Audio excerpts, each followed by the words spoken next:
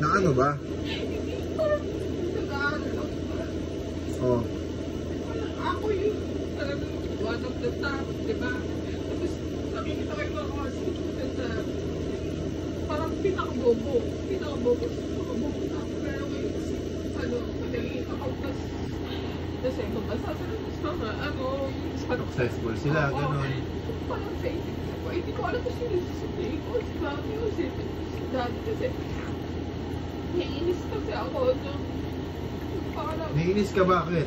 Totoo lang, naiinis ako kay mami ko. Kasi dapat kasi naiinis talaga ako kasi dapat sa Amerika na kami talaga. Kapatid ko. Pero kinuha niya kasi syempre gusto bakit kami kay mami doon. Kaya mas pinili ko si mami doon. Pero dapat...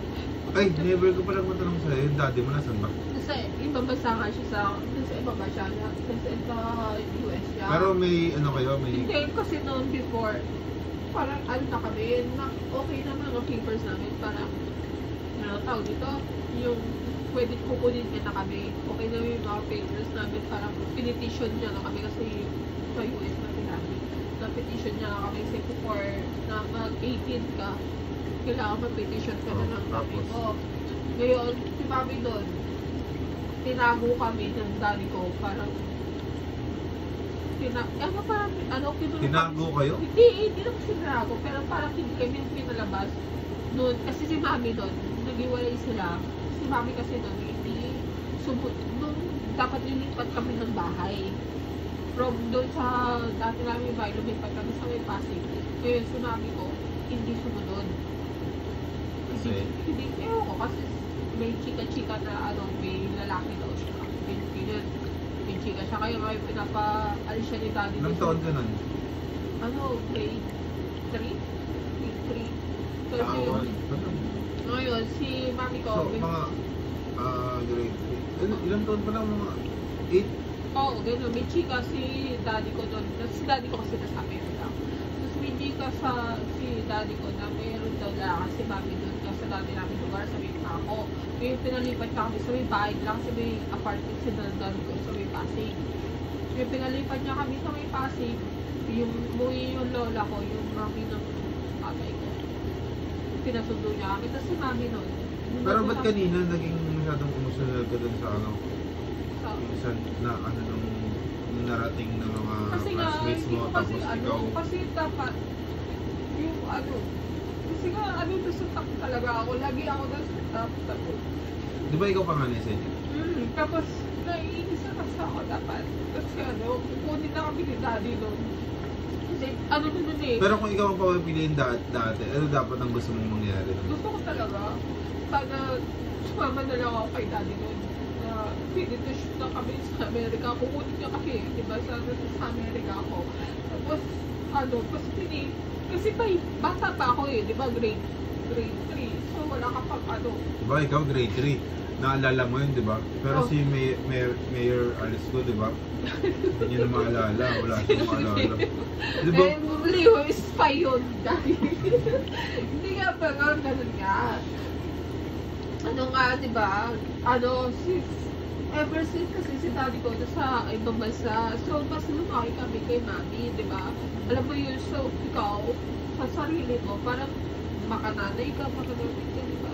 Ganun talaga kasi ko yun, yung gusto natin mangyari talaga ng bata tayo, parang hindi, kung hindi talaga yung naka-adya sa atin talaga, hindi ito mangyari. Bisa sinisisi ko talaga si mami na, dapat hindi na lang ako, bumaka sa hidaya ako na, daddy na. Hindi na. Alam mo, tanggalin mo sa, mo yan. Sa akin dati may ganyan din ako eh.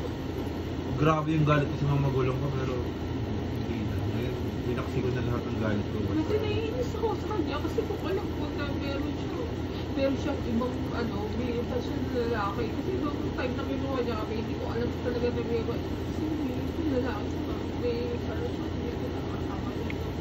Kinuha niya kami. Diba, yung nag-aaral kami na grade 3 ako, tapos ilang years na ba yung daddy mo na sa Gusto ko matagal yun si daddy. Tapos parang may pa kami na, as in, kunwari, July, parang August, ganyan, August, kinuha kami ni mami, October, uuwi si daddy para umalis na kami, kukunin niya. Kasi okay na yung lahat ng papers namin eh. Parang nagpetisyon na kami, pupunta na kami sa ibang bansa, okay na lahat yung papers namin. Tapos kinuha kami ni mami ng August, parang ginawa niya na pumasok yung mga kapatid ko, si Jen, si Jan, pumasok sila sa school, ako kasi panghapon. Tapos ngayon, pumasok sila, tapos bilang umuwi yung kapatid ko, si Jen, sabi niya, sabi niya ngayon, tinatawag ka rin teacher ko kasi nilagnat ako. Ba't ako tatawagin ng teacher ko? Nakauwi ka na. Diba? Ganun pa yung utak ko dun eh. Ba't pa ako pinapapuntatawag ng teacher mo? Nandito ka na. Ba't hindi ka pa umuwi? Sabi ko pa sa kapatid ko kay Jenny, hindi basta tinatawagan niya yung teacher ko. Kasi masama ang pakalamang ko. Diba? Yung kapatid si Jenny, diba si Jenny? Umuwi na siya sa bahay namin. Pinapatawag na ako ng teacher niya kasi masama yung pakalamdam niya. O ba't pa ako papatawag ng teacher ko? Nandito ka na, diba? Gets mo yun? Ang bubo ng teacher niyo. Pero, sumunod pa rin Hindi, ako. inutos na lang yan sa kanya na gano'n. Yung pala, Paano? si Mami nandun na. Sabi, parang, hintay na siya sa tapat ng school. Tapos, pag, syempre, yung mga nanay, si daddy kasi nasa ibang bansa naman eh, diba? So, ikaw, ganong edad mo, makatanay ka, diba? Ganun.